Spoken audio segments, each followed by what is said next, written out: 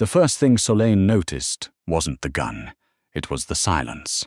Not the comfortable kind of silence you get in a library or a church. This was the silence of a room full of people who had suddenly remembered how much they wanted to keep breathing. The kind of silence that has weight to it, that presses against your eardrums and makes you hyper-aware of your own heartbeat. She had only come in for a drink. That sounds like the beginning of a bad joke, and honestly, it probably was. Solène Archambault, 29, junior forensic accountant at Belmore and Crane. The woman who color-coded her spreadsheets by fiscal quarter and kept 3 backup copies of every client file had walked into the Cartwright on a Wednesday night because her best friend had just slept with her boyfriend, and Solène had needed somewhere to put her hands that wasn't around either of their necks. The Cartwright was a bar on the corner of King and Adelaide in Toronto, the kind of place that looked respectable from the outside but smelled like old wood and older money once you got through the door. She had never been inside before. She had walked past it 100 times on her lunch break and always assumed it was for people who wore watches that cost more than her rent. She sat at the far end of the bar, away from the after-work crowd, and ordered a rye and ginger because it was the first thing that came to mind. The bartender set it down without looking at her, which suited her fine. She didn't want to be looked at. She wanted to sit in the dark with her drink and run the numbers, the way she always did when something hurt too much to process as a feeling. The numbers were not good. She and Cass had been friends for 11 years. 11 years was 4,018 days. In that time, Solène had helped Cass move apartments 3 times, had sat with her in the emergency room when she broke her wrist, had lied to Cass's mother about where she was on at least 6 separate occasions. She had been the kind of friend you could call at 2 in the morning, and the kind who showed up with groceries when you didn't ask. And Cass had slept with Dominic, who Solène had been with for 2 years, who she had introduced to her mother last Christmas, who had apparently been finding reasons to visit Cass's apartment since September. September was 4 months ago. 4 months of dinners and Sunday mornings and Solène reviewing tax documents while Dominic sat beside her on the couch, and the whole time he had been. She took a long sip of her rye and ginger and decided that the numbers were making her angrier, not calmer, which meant she needed to try a different approach. She looked around the bar instead. That was when she noticed the back corner. There were 4 men at a table that had been angled slightly away from the room. Not enough to be obvious, but enough that if you weren't paying attention, you'd miss them. 3 of them were sitting. 1 was standing. The one standing was speaking very quietly to a man across the table, and whatever he was saying, the man across the table had gone the color of old milk. Solène was good with details. It was her job to be good with details. She noticed that the standing man's jacket was cut in a way that did not come off a rack. She noticed that the 3 men sitting around him were not drinking. She noticed that the man in the milk-colored face was sweating through his shirt collar in a bar where the temperature was maybe 16 degrees. She looked away. She looked back at her drink. She told herself it was none of her business. She was on her 2nd rye and ginger when she realized the sweating man was looking at her. Not in the way men sometimes looked at women in bars. This was different. This was the look of someone trying to decide whether another person in the room was a problem. He said something to the standing man, the one in the well-cut jacket, and the standing man turned and looked at her too. She should have looked away. She didn't. It wasn't bravery. It wasn't even stubbornness exactly. It was the specific kind of exhaustion that comes at the end of a day where you've already lost something important. The feeling that you have already used up your supply of fear for the evening and have arrived somewhere past it. His eyes were dark. His face was the kind of face that had been handsome once and had since become something harder and more deliberate, like original architecture that had been reinforced without any interest in keeping the charm. There was a scar along his jaw, barely visible in the low light, and he was looking at her the way she sometimes looked at a column of figures that didn't add up, with the flat, patient attention of someone who intended to understand the discrepancy. Then he looked away and said something to the man beside him, and that was that. Except it wasn't, because 20 minutes later, when she was putting on her coat, a hand came down on her arm. Not rough, just definitive, the way you'd hold a door open, a gesture that assumed compliance without demanding it. She turned around. It was one of the men from the table, not the one in the good jacket. One of the others, broad-shouldered, with the kind of face that had been trained not to show anything. "Mr. Varro would like a word," he said. She stared at him. "I don't know anyone named Varro." "That's fine," the man said. "He knows that." She thought about the exit. She thought about the 4 men at the corner table, and the sweating man, and the specific silence that had filled the room when she first walked in. She thought about the fact that she was 5'4" and had left her phone on the bar. She also thought about the fact that she was very tired and very angry, and had, she now realized, essentially nothing left to lose tonight. She picked up her phone. She walked to the corner table. The man called Varro was the only one still seated. The others had arranged themselves at a slight distance, not close enough to crowd, just close enough to matter. He was looking at a glass of something amber that he hadn't touched, and he didn't look up immediately when she arrived. She stood there for a moment, which she suspected was intentional. "You were watching," he said. It wasn't an accusation. It was more like a ledger entry, a fact being recorded. "I was sitting in a bar minding my own business," she said. "You were the ones doing something worth watching." Something moved in his expression, too small to name. He looked up then. Up close, the reinforced architecture quality of his face was even more apparent. He was somewhere in his early 40s, she guessed. He held himself with the specific economy of someone who had learned a long time ago that all movement was optional. "What did you see?" he asked.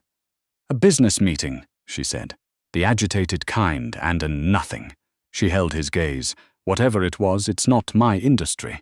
What is your industry? Numbers," she said. "The boring kind." He studied her for a moment the way she imagined geologists studied rock formations, not with particular emotion, but with a methodical interest in composition. Then he said, "Sit down. I was actually leaving." "I know," he said. "Sit down anyway." She sat down, which she would spend a considerable amount of time thinking about later, and which she would never be fully able to explain even to herself. The closest she ever got to an explanation was this. She had spent 11 years being the kind of person who left when she was told to, who made herself smaller so other people could be comfortable, who absorbed disappointment with the graceful efficiency of someone trained not to make a scene. She was very tired of being that person, and sitting down when a strange, dangerous man in a corner booth told her to sit down was, paradoxically, the first time in as long as she could remember that she had done something entirely on her own terms. He didn't threaten her. He didn't charm her. He was direct in a way that she found disorienting, because she was used to people who circled. "The man you saw," he said, "he works for me. He's been working against me. I need to know if anyone else was watching what you were watching."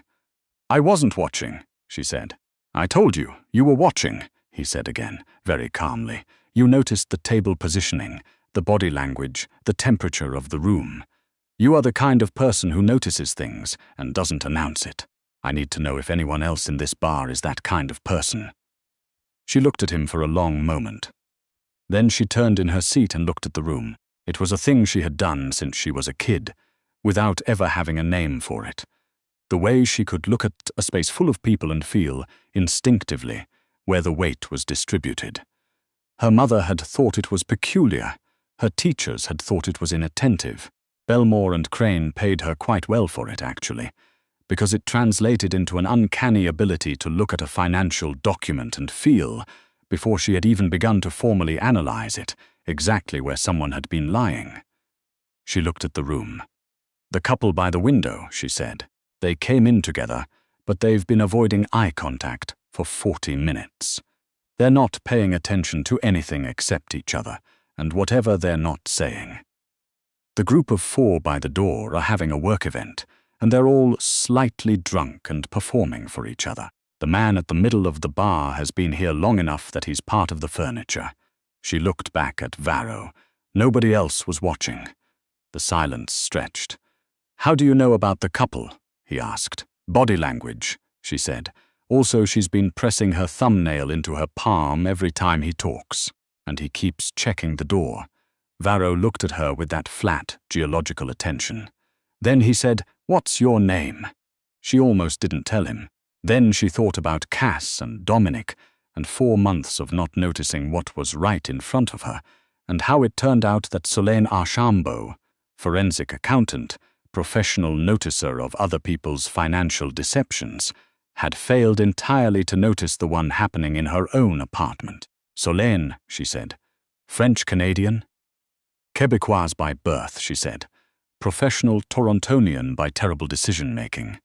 That small movement in his expression happened again. This time she thought it might be amusement, though it was hard to be certain. It was an expression that didn't have a lot of practice. The man you saw, he said. He's been embezzling from my organization. 6 months. I know the when, I don't know the how or the where. He looked at her steadily. Numbers, he said, the boring kind. She understood what he was saying. She sat with it for a moment, turning it over the way she would turn over a balance sheet, looking at what was being offered and what was being implied and what was deliberately not being said. That would make me complicit in, she said, and paused, because she genuinely didn't know how to finish that sentence in a way she was comfortable with. In accounting, he said, finding discrepancies. It's what you do. For corporations, she said. Legitimate ones. That's a spectrum, he said. She thought about standing up. She thought about the job she'd spent 4 years building at Belmore and Crane, the one her supervisor had told her last week she was being considered for a senior position on, provided she kept her head down and her numbers clean and didn't cause any waves. She thought about Cass, who had been her emergency contact. She thought about going home to an apartment that still smelled like Dominic's terrible taste in coffee. I'm not going to do anything illegal, she said. I'm not asking you to, he said. You're asking me to audit a criminal syndicate. I'm asking you to look at some numbers, he said, and tell me where they go. There was a long pause. The bar hummed around them. Someone laughed too loudly near the door. What does it pay? She asked. The second time she met Varro, it was at an office building on Bay Street that looked indistinguishable from any other office building on Bay Street, which, she would come to understand, was entirely the point. He had people who were very good at making things look like other things. His office was on the 14th floor. It was spare in a way that felt deliberate rather than minimal. Like someone had considered every object in the room and found most of them unnecessary. There were no photographs. There was a desk, a chair, a window that looked out over the financial district, and a filing system that she could tell at a glance had been organized by someone who was comfortable with numbers but not intuitive about them. He was already there when she arrived, which she had not expected. She had anticipated some performance of power, the late entrance, the assistant making her wait. Instead, he was at his desk with a folder open, reading something, and he looked up when she came in with the expression of someone who had simply been waiting because there was nothing wrong with waiting. You came, he said. You paid a retainer, she said. I'm professional. She sat down across from him, and he slid the folder across the desk. She opened it and looked at the numbers. For a moment, she forgot entirely about Varro, and the syndicate, and the extremely questionable life choices that had brought her to a 14th floor office on Bay Street on a Thursday morning. She forgot about Cass and Dominic and her color-coded spreadsheets and the senior position she was probably jeopardizing by being here. She forgot all of it because the numbers were extraordinary. Not in the sense of being large, though they were. Extraordinary in the sense of being wrong, in a way that was almost artistic. Someone had been very clever about it. 6 layers of shell accounts, 3 different currencies, a pattern of microtransactions that individually meant nothing but collectively described a very specific kind of drainage. It was like looking at a painting that appeared to be a landscape until you stepped back and realized it was actually a face. How long did you say? She asked. 6 months, Varro said. 8, she said. At least. Possibly longer, if these figures in March aren't an anomaly. She flipped a page. Your accountant missed it." "My accountant is not you," he said. She looked up.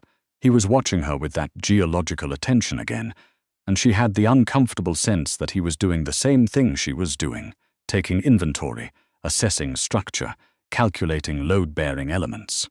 "Who is it?" she asked. "The one who's been doing it?" "I have a name," he said. "I want confirmation." She looked back at the folder. She thought about what confirmation would mean in this context, and what Varro would do with it. She thought about the sweating man in the Cartwright, and the way the room had gone silent. "What happens to them?"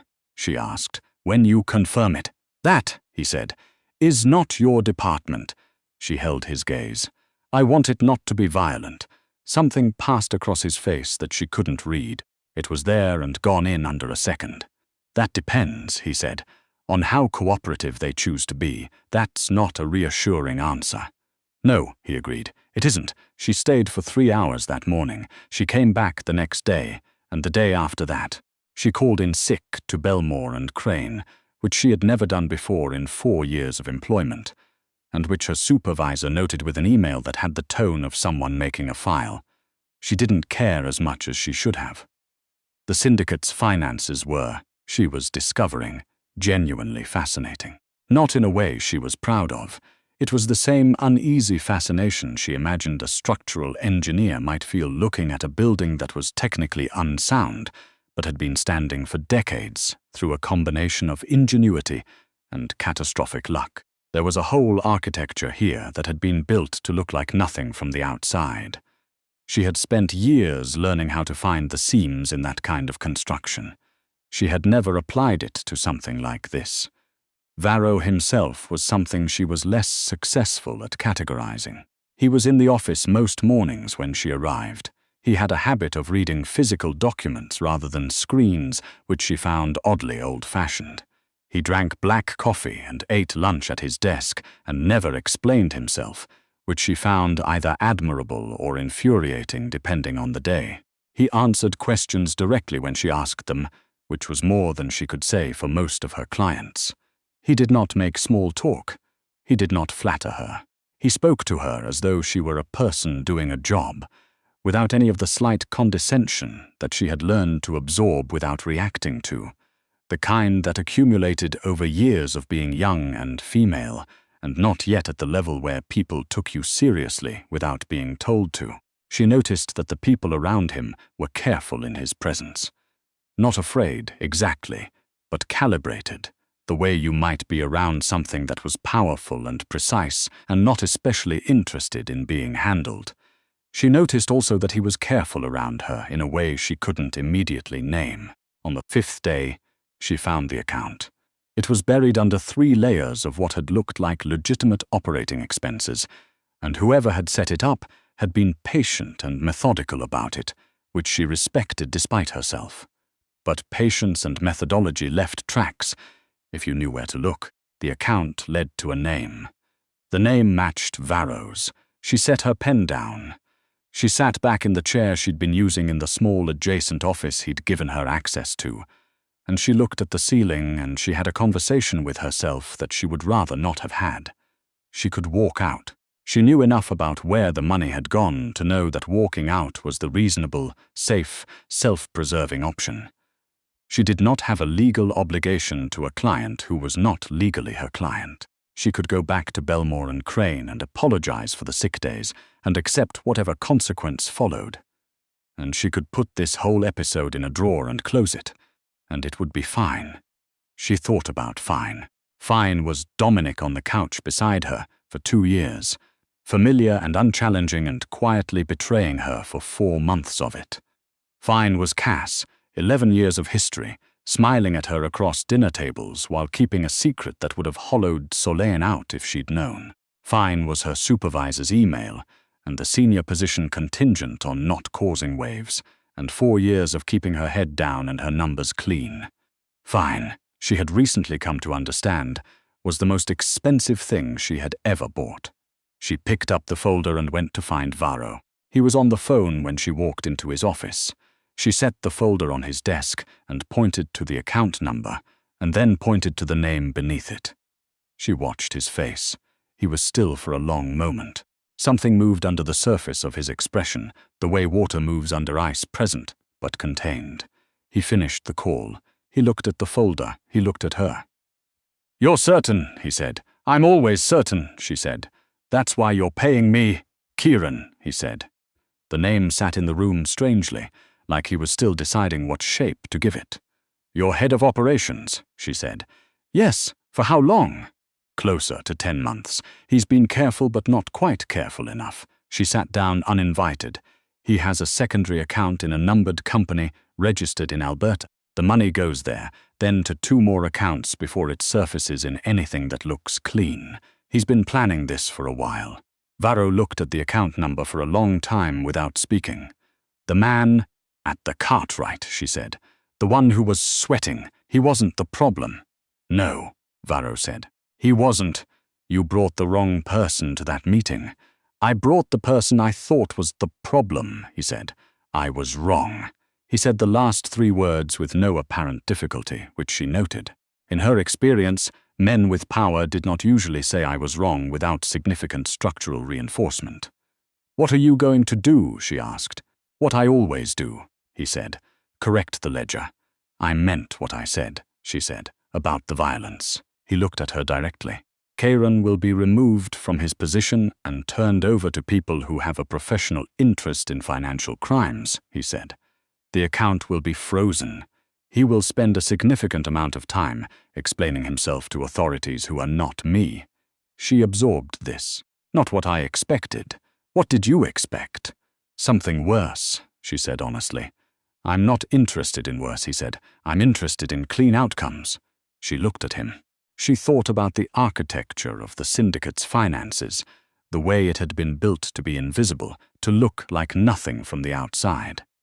She thought about Varro reading his physical documents and eating his lunch at his desk and speaking to her like a person without anyone having told him to. She thought about 10 months of Kieran building something inside the structure of Varro's trust, patient and methodical, and how Varro had been wrong and had said so without apparent difficulty. "I found something else," she said. "While I was looking, 3 other accounts, smaller. The leakage is older, maybe 2 years. Different pattern, different name, but same basic methodology." He was very still. "Someone taught Kieran how to do this," she said. "Or Kieran taught someone else. Either way, you have a template problem, not just a personnel problem." A long silence. "How long would it take you," he said slowly, "to map the whole structure?" "Depends on what I have access to." "Everything," he said. She thought about Belmore and Crane. She thought about the email from her supervisor, sitting unanswered in her inbox for 5 days now. She thought about the senior position and keeping her head down and not causing waves. She thought about what it had felt like to open that folder and find the most interesting problem she had ever been handed. "I want a real contract," she said. "My terms. No ambiguity about what I am and am not responsible for. I do the numbers. Everything that happens with the numbers after I hand them over is your department, not mine." "Agreed," he said, "and I want to know one thing." He waited. "The man at the Cartwright," she said. "The one you thought was the problem. What happened to him?" Varro looked at her steadily. "He's been reassigned," he said, "to something he can't do damage in." "That's it?" "He has a family," Varro said. "He was scared and he made a bad judgment and he was wrong about it. That's not the same thing as Kieran." He paused. "I don't enjoy being worse than the situation requires." She hadn't expected that either. She thought about the couple by the window at the Cartwright, the woman pressing her thumbnail into her palm, both of them sitting in the weight of something unsaid. She thought about how much damage accumulated in the space between what people knew and what they were willing to admit they knew. She thought about Cass and Dominic and 4,000 days of being someone's loyal person and how none of it had been what she thought it was. She thought about this room and this man who was something she had no clean category for, who had looked at her from across a bar and correctly identified that she was the kind of person who noticed things. "All right," she said. "Where do I start?" She started with the Alberta account. Then she worked backward through 2 years of layered movement, tracing the template the way you'd trace a watermark, patiently, with the right light, until the shape became visible. It took 11 days. She barely left the 14th floor.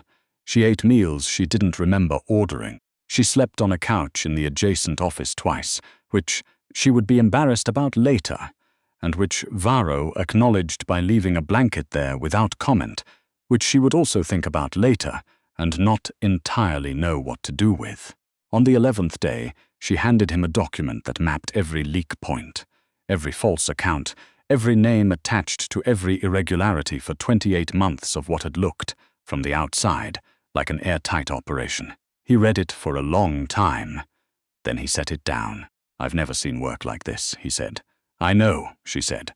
She wasn't being arrogant. She was just tired and honest. "What do you want?" he asked. Beyond the contract rate, she thought about it. "Nothing," she said. "I did what I said I'd do. You pay what you said you'd pay. That's how it works. Most people want something else," he said. "Something beyond the stated terms. Most people aren't honest about what they want," she said. "It causes problems, I've noticed." He was quiet for a moment. "You lost something," he said. "Before the Cartwright." She looked at him. "I'm sorry. Whatever brought you into the bar that night," he said. "You lost something." She considered denying it. Then she thought about the cost of that. "A friendship," she said. 11 years of it. And the person I thought I was going to build something with." She paused. "Turns out they'd been building something else for a while. I just wasn't looking in the right direction." "You look in every direction," he said. "Professionally." "Apparently not personally," she said. He was quiet again. She had learned over 11 days that his silences were not uncomfortable ones. They were the silences of someone who thought before speaking, which was rarer than it had any right to be.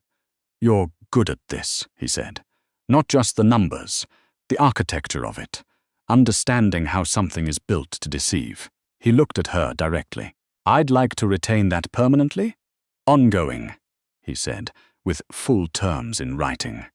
"Everything in writing." She looked at him. She thought about Belmore and Crane, which had sent 2 follow-up emails and which she had not answered. She thought about the senior position. She thought about the color-coded spreadsheets and keeping her head down and not causing waves. She thought about 11 days of the most interesting problem she had ever been given. She thought about the blanket on the couch, left without comment. "I have conditions," she said. "I expected you would. I don't touch anything that crosses into harm," she said. "Financial movement, structural analysis, tracing patterns, that's my work. Anything that ends in someone being hurt is outside my scope, and I walk. No questions, no consequences." "Agreed," he said. "And I work independently," she said. "I report to you, not to anyone else in your structure. Nobody tells me what I'm supposed to find." "Agreed," he said. "And you tell me the truth," she said. "About what I'm looking at, no misdirection, no information managed for my benefit. If I'm going to find things accurately, I need to know what I'm actually looking for."